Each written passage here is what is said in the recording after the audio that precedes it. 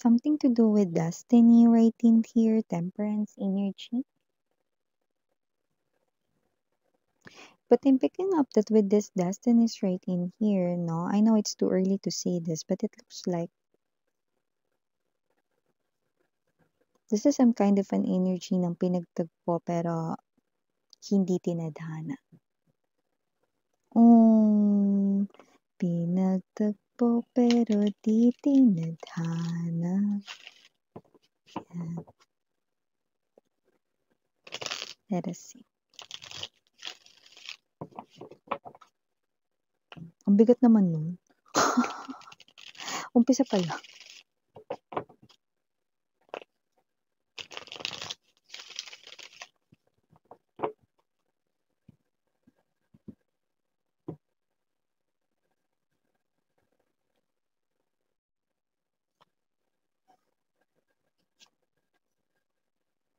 I just heard concern. Whoever this energy is, no, meron siya ditong parang pinaka-concern, no? So, let me make latag first, no? We've got here the moon. This person is like telling you to dive deeper sa yung emotions and feelings with the moon. So, kung sino man to, yeah, we're hearing that song. Don't tell me it's not worth fighting for. Ano? I can't help it. Diba? Kung sino man to, yes, rock na naman. So, kung sino man tong energy na to, no, yeah, okay? Kaya pala gusto niya rito na mag-dive deeper ka, no? Because, di ba, yung lyrics no, right before that, no, if I'm not mistaken, is yung, look into my eyes, you say, what you mean to me. Diba? Search your heart. So, gusto niya rito mag-dive deeper. Yeah. Ewan ko, bakit pag kumakanta ako laging parak? Ito yung mga yung row, row, row your boat, miss you. Row, row, row your boat. Parak din. So, definitely, someone right in here, there's this concern, no? Na gusto niyang tingnan mo, hanapin mo siya, no? Search into your heart, no? Hanapin mo siya sa puso mo. Medyo may pain, may kirot tayong naramdaman sa party na yun. This person could be hurting. Oh, look at that. We've got 3 major arcana sunod-sunod, no? And with the judgment, the will, sabi ko sa inyo, wag magsama talaga yung judgment at the will, or the will or the justice, no? So, yun na nga. We have here the sun. Hi and hello there, collective. My name is Yan. Welcome new subscribers, returning Eastern buyers ko join. Thank you sa inyong walang sawang love and support for me. At kung hindi niyo pa alam, may pati other channel, link down below sa ating description box. So if interesado, i-click lamang yung link na yan para kayo mapunta there at araw-araw. Nag-upload tayo ng collective readings doon. At yun nga, no, kahit anong zodiac sign mo, pwede kang manood, no, pag sinabi natin collective readings. And wala rin po tayo dito, no, na time period, pwedeng nangyari na, sa iba nangyayari na, sa iba mangyayari pa lang po. Kaya naman, just think only what resonates, no. But this person wants you to look deep within you.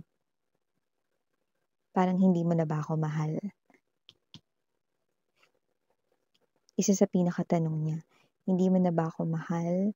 Wala na ba akong puwang sa puso mo? Yun. This person right in here, parang na siyang timang, parang na siyang hibang. Yun ang iniisip niya rito, no? We have here this Knight of Swords to the Seven of Cups, no? Dinadaya lang ba ako ng aking isipan? Bakit parang nakikita kita kahit saan? Yes, this person here is seeing you almost everywhere. But this person is not going crazy. Okay? Like, sa mental health, hindi. No? It's just that this person here misses you, longs for you. Okay?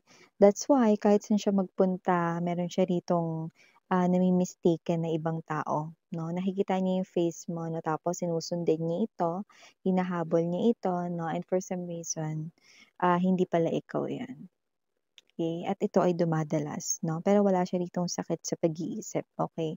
Pero parang malapit na siyang mabaliw.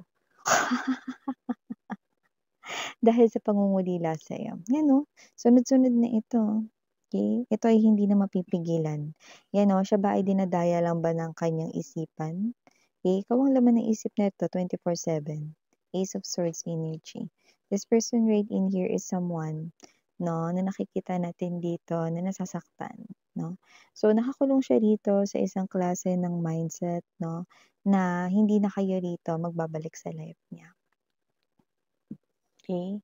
Maybe yung iba sa inyo hinahanap niya kayo rito talaga at yung iba natagpuan na kayo rito pero ayaw niyo ng bumalik sa kanya. Iba naman, patuloy pa rin kayong hinahanap dito with the Full card energy at hindi siya tumitigil. Hanapin kayo. With the Five of Pentacles energy, walang ibang nakakatuloy sa puso niya rito sa ngayon. Ito ang kanyang energy. Wala akong pakialam sa iba. Hindi ako natatawa sa mga palabas, ng mga comedies. Ang tanging concern niya rito, locked door ito, okey? Ang tanging concern niya rito is subukan mo ulit, hanapin siya sa puso mo. You know that kind of pagmamakaawa 'no, na sobrang love mo yung isang person 'no, pero hindi niya magawang magbigay ng pagmamahal 'no, gano'n yung nararamdaman nitong tao na 'to 'no. Because I do see that this is you, you could be okay ka na, you could be creating here your own life and then this person here has to move forward without you 'no. And I do see that for others of you, you already bid your final goodbye to this person, like a closure indeed. But I do pick up that whoever this energy is, this person cannot really let you go, cannot release you, because I want you even more right now, right at this very moment. I want us to have another round, and this time, I will take care of you. Hindi kita pababayaan. So definitely this person here, pinabayaan niya kayo noon. Ne. So, kung sino man tong energy ni ito, this person right in here realize it. That's why with the three major arcanas at the bottom of the deck, what does that mean, Miss Yan? That means that this person right here is asking the help of the divine unseen forces. No, God, universe, no matter what you call it, okay? Humihingi na siya rito ng tulong kasi wala na eh. There's no way out of the situation. All he or she na magagawa rito is to pray. Yun na lang. Because you've already made your final decision towards this person right here. And this person here, wala na siya ditong maisip. No? Like, nagawa niya na naisip na lahat dito ng pwedeng gawin pero it's not working. So, kung sino man tong energy na ito nakadil ninyo, no, this person here is in too much pain. Okay? To the point na hindi niya na ito nakakayanan. That's why, humihingi na siya ng tulong rito with the divine. Okay? But whoever this person is, even though he or she is realizing all of this right now, I do pick up that with this full card energy, the presence of the moon, and all of the major arcanas right in here, no? The spirits, no, and the divine unseen forces, angels, together with the universe, God, okay, has a different plan for you.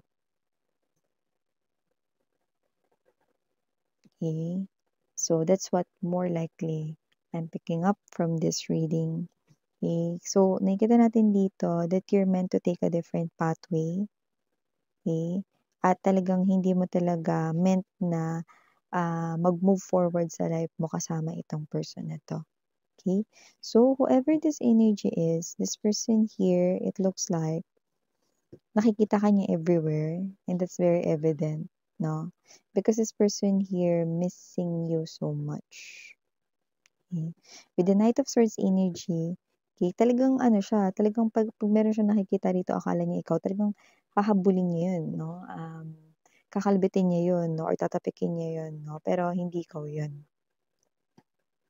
Yung tinatawag na malikmata, yan, gano'ng klase ng energy.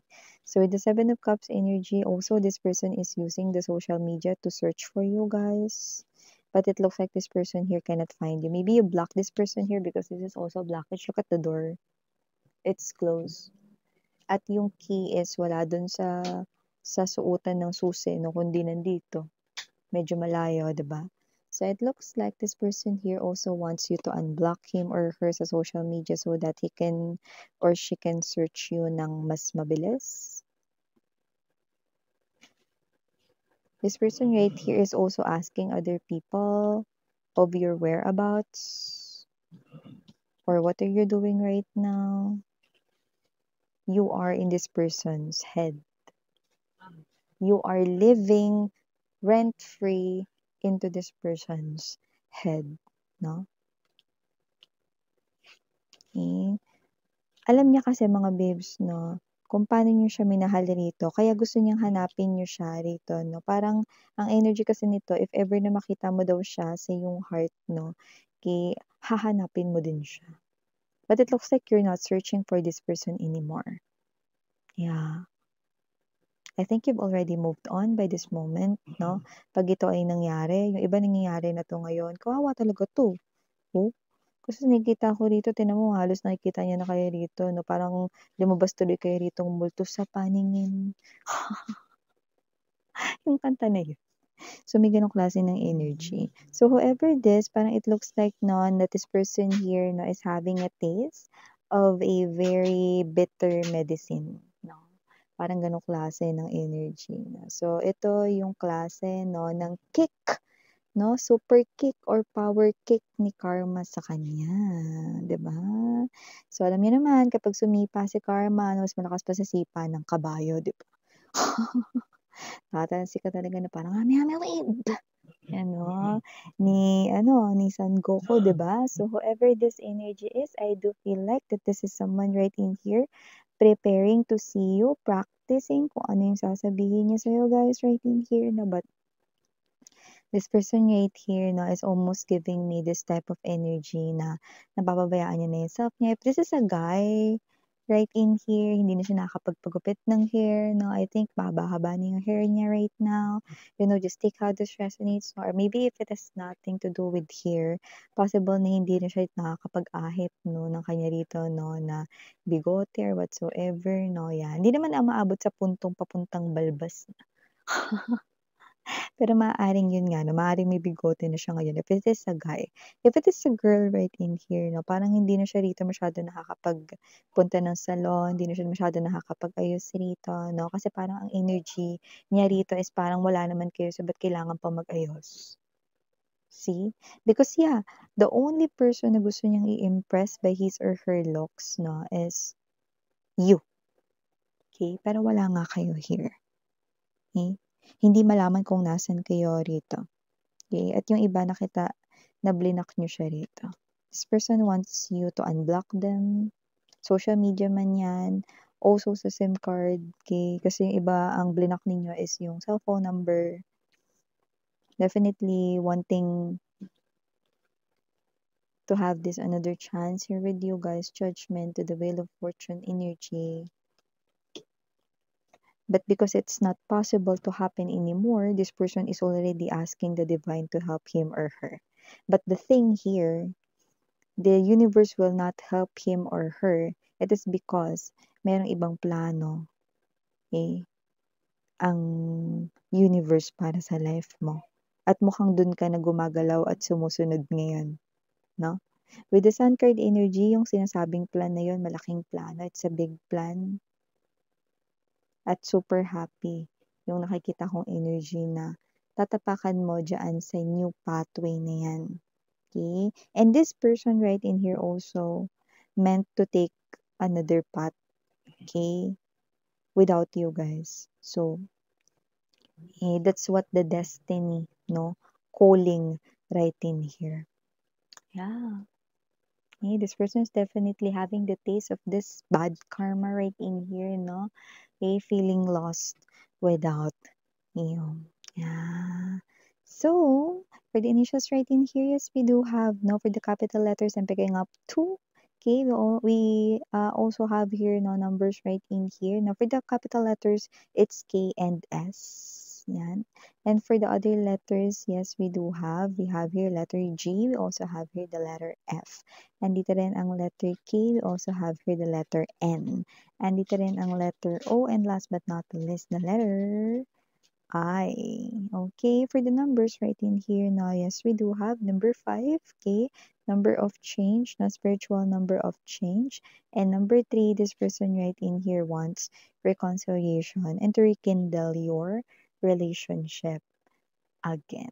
So yeah, these are all the messages. Thank you so much mga babes. Again, I'm Miriana on ni Sarang Love and Light.